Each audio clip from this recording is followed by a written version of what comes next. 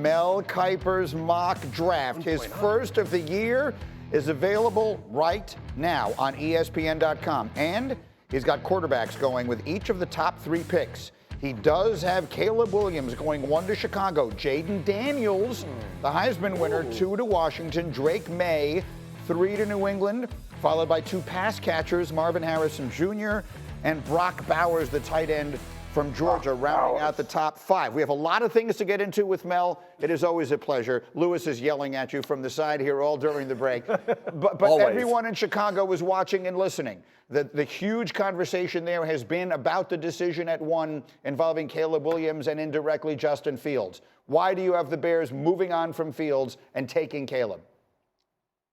Caleb was a special quarterback, and I think when you look back at 2022, when he had that phenomenal year, Greeny, this year he actually completed a higher percentage of those passes in a so-called down year from the Arizona game on. Everybody remembers the Notre Dame game, but at 68%, he doesn't throw interceptions. Over the last 2 years, guys, he's been responsible for rushing and passing 93 touchdowns, 10 picks. You think about resetting the clock. Mike Tannenbaum talks a lot about that every time, right? If it's even, you take Caleb.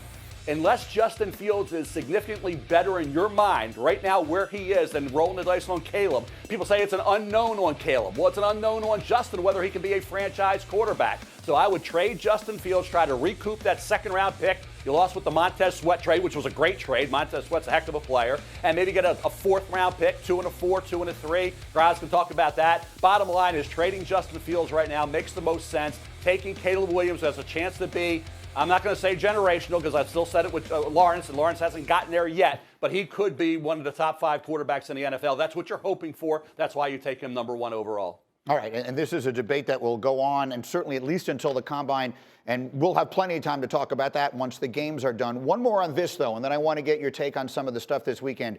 But I think many people will be surprised to see you putting Jaden Daniels ahead of Drake May, 2 versus 3. Why do you give the edge to the Heisman winner there?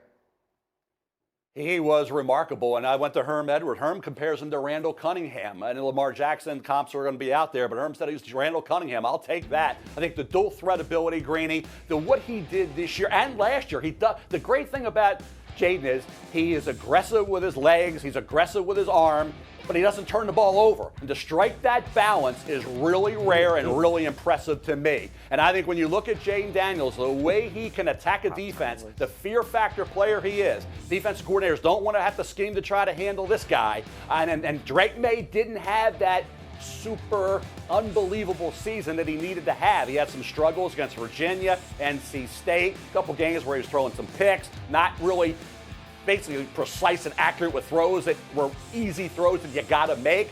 But Drake also had a new coordinator. He didn't have Josh Downs. He didn't have Tez Walker early in the year. So you can excuse away some things. Bottom line is I'm not going to hate on Drake May. I really like Drake May. But when you talk about the 2nd overall pick right now, I think Jaden Daniels right now has the edge going into this whole draft process leading up to late April. All right, so all these will be topics that we'll be diving into significantly between now and April.